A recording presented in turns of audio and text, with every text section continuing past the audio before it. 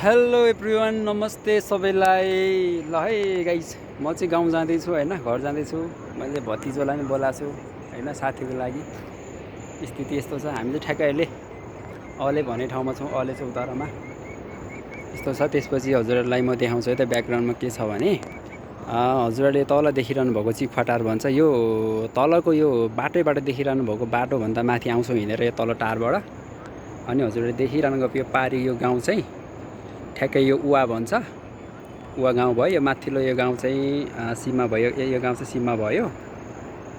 यो गाउँ भयो भनेपछि यो उवा भयो। त्यसपछि यो पारीको भनेको पाथिभरा डाँडा भन्छ, र यो माथिको यो गाउँहरूदेखि ओक्सिबा भन्छ यसलाई चाहिँ, ओक्सिबा भयो। र यसलाई चाहिँ विशेष गरेर पाथिभरा डाँडा भनेर चिनिन्छ। ठ्याक्कै पाथिभाराको आकार छ, यहाँबाट भन्दा चाहिँ माथि गाउँबाट प्रष्ट देखिन्छ पाथिभाराको आकारमा।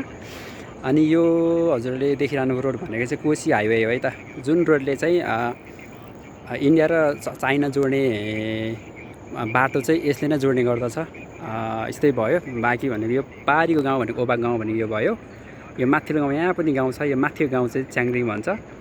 त्यसपछि यो माथिको जुन यो गाउँ छ, यो गाउँ चाहिँ हाम्रो टोल हो है त, यसलाई लोवर टोल भनेर चिनिन्छ। यो माथिको ठ्याक्कै यो माथिको यो माथिको सिरान घर चाहिँ मेरो भयो। त्यस्तो स्थिति। त्यसपछि माथि यो डाँडाको भनेको लेक पर्छ, लेक भनौँ न। गाईबस्तु चाहिँ बर्खाको समयमा चाहिँ माथि लाने गर्छ लेकमा। अनि यो माथि भएको चाहिँ ठ्याक्कै यो माथि ठ्याक्कै यो पातल मन्दिरको बिचको भागमा चाहिँ यो कारमाङ भन्ने गाउँ छ। अहिले यहाँबाट चाहिँ जोस कैद गर्न नसकिने अवस्था छ। अनि ठ्याक्कै यो पारीको चाहिँ बैदे गाउँ भन्छ है त, सुन्दर गाउँ छ, तर यो तलबाट चाहिँ खासै राम्रो देखिँदैन।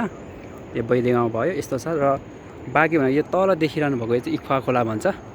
यो पनि एकदमै यो इखुवा खोला पनि दामी छ होइन, एकदम राम्रो तरिकाको पानी, सफा खालको हरियो निलो पानी देखिन्छ होइन टाढेबाट।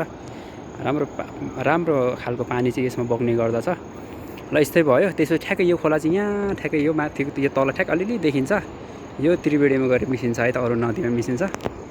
ल त्यसपछि बाँकी यो तर ठ्याक्कै यो पाथिभरा डाँडा मुनतिर ओक्जिबा मुनतिर तल चाहिँ एउटा समटर भन्ने ठाउँ पनि छ है त, जहाँ कि एकदमै राम्रो धान चाहिँ उत्पादन हुन्छ यो तल समटरमा पनि।